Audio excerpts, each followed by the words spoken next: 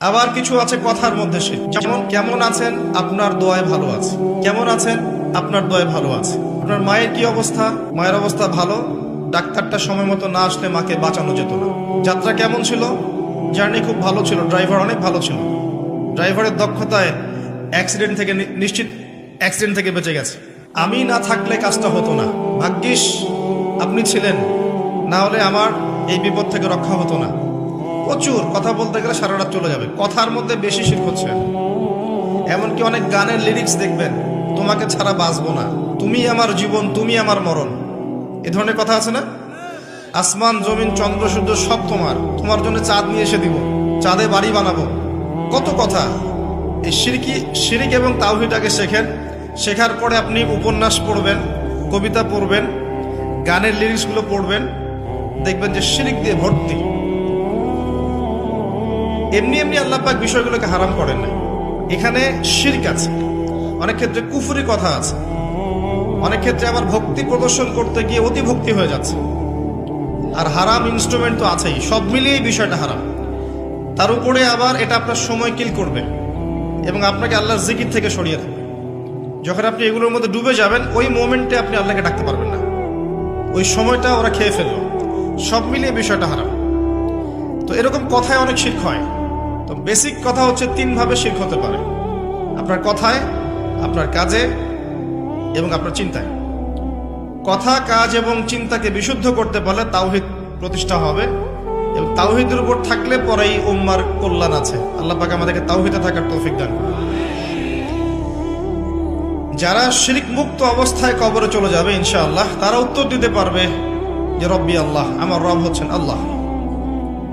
যখন দ্বিতীয় প্রশ্ন করা হবে মা দীনুক, দুনিয়াতে যারা দিন ইসলামকে ঠাট্টার ছলে গ্রহণ করেছে, হাসি তামাশার মতো, ইসলামের কিছু অংশ ভালো লাগে গ্রহণ করেছে, কিছু অংশ ভালো লাগে না গ্রহণ করে নাই, যতটুকু করলে কোনো সমস্যা হয় না করে, যেটা করলে সমস্যা হয় করবে না, ইসলামকে পরিপূর্ণ জীবন ব্যবস্থা রূপে বিশ্বাসই করে না, মনে করে ইসলাম এই যুগে চলে না, ওই যুগে চলতো, ইসলাম সেকেলে ব্যাকডেটেড, এখন আমরা আধুনিকতার সময় আছি ইত্যাদি, ইসলামের সব বিধান এখন আসলে প্রযোজ্য নয়, এগুলো আগে চলতো এখন হয়তো চলে না। যদি ইসলাম সম্পর্কে এমন ধারণা থাকে মানুষের, সে উত্তর দিতে পারবে না যে মা দীনুক, তোমার দিন কি। যারা পরিপূর্ণরূপে ইসলামকে গ্রহণ করেছে মননে, যে ইসলাম একমাত্র জীবন ব্যবস্থা যেটা আল্লাহর কাছে গ্রহণীয়, এবং এখানে প্রত্যেকটা বিষয়ের সমাধান আছে। হ্যাঁ, আমি হয়তো আমল করতে পারছি না বা বাস্তবায়ন করতে পারছি না, কিন্তু আছে ইসলামের মধ্যে, এই আকীদা ঠিক আছে। আমল আপনি করতে পারবেনও না, এখন যে যুগ চলছে, এই যুগে আপনি পরিপূর্ণ ইসলাম পালন করতে পারবেন না। বড় গলায় বলে আসলে লাভ নেই, খুব বড় গলায় বলে লাভ নাই যে আমরা সবাই পরিপূর্ণ মুসলিম। যদি এটাই সত্য হতো তাহলে আমাদের আজকে অবস্থা হতো না। নাসুল্লাহ ফানাসিয়াহুম, তারা আল্লাহকে ভুলে গেছে, আল্লাহ তাদেরকে ভুলে গেছে। অনেক আয়াত আছে, আমি আস্তে আস্তে ওইদিকে যাব। আজকে আমাদের যে অবস্থা পুরো বৈশ্বিক প্রেক্ষাপটে, এর পিছনে আমরা দায়ী। মূলত আমরা ছাড়া দ্বিতীয় কেউ দায়ী নয়। শত্রু, ইসলামের শত্রু যারা, তারা তো শত্রুতা করবেই, তাদেরকে দোষ দেওয়ার তো দরকার নাই। যে আপনার শত্রু, সে শত্রুতা করবে, সিম্পল। আমরা আমাদের কাজের কারণে যখন ওদেরকে সুযোগ করে দিয়েছি, তখন আমরা সবচেয়ে বড় অপরাধী।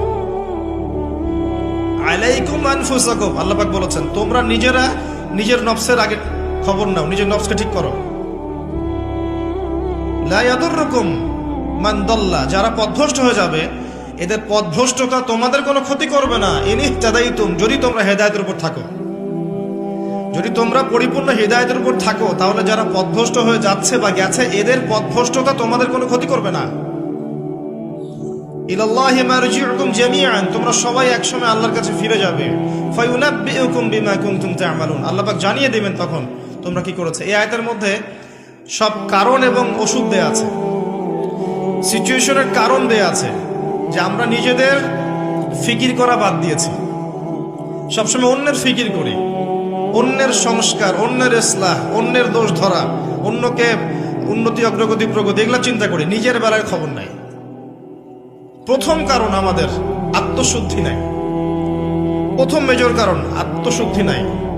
আমি যে বলছি আমারও নাই। বড় গলায় কথা বলা সহজ, বাস্তবতা হচ্ছে এই আমরা প্রত্যেকেই অপরাধী। বক্তা, শ্রোতা, আলেম, জালেম যত মানুষ আছে আমাদের এখানে চারপাশে সবাই পাপী, সবাই অপরাধী, এবং প্রত্যেকেই যার যার দায়িত্ব অবহেলা করেছি। আলাইকুম আনফুসাকুম, তোমরা আগে নিজেদের নফস ঠিক করো। যারা পথভ্রষ্ট হয়ে গেছে ওদের পথভ্রষ্টতা তোমাদের কোনো ক্ষতি করবে না, আগে নিজে ঠিক হও। আমরা দেখবেন সবসময় মানুষের সংস্কারের চেষ্টা করি, মানুষের ভালো, মানুষের কল্যাণ, মানুষকে পথ দেখাতে চাই, নিজেই পথ পাই না। এটা বাস্তবতা। দেখবেন পৃথিবীতে মুসলিমদের যতগুলো কান্ট্রি আছে, যত সামরিক বাহিনী আছে, যত অস্ত্র আছে, যত সম্পদ আছে, যত জনবল আছে, এটা পৃথিবীর অন্য কোনো জাতির নাই, কোনো জাতির নাই। না ইহুদিদের, না খ্রিস্টানদের, না মুশরিকদের, কারো নাই। মরক্কো থেকে নিয়ে দেখবেন ইন্দোনেশিয়া পর্যন্ত পুরো চেইন, মনে হবে একটা চেইন রাষ্ট্র, সব মুসলিমদের, সবাই মুসলিম। মাঝখানে একটা রাষ্ট্র ইসরায়েল, ওই একটা রাষ্ট্রই সবকে ধুয়ে রেখেছে, ছেড়ে দিয়েছে। এটা কি মেনে নেওয়া যায়? এটা বাস্তব। একটা শত্রু 100টা 100 জন জনবলকে পরাজিত করতে পারে? পারে না। পারলো কেমন করে? ওই যে আলাইকুম আনফুসাকুম নাই, নিজেদের নফসের খবর নাই।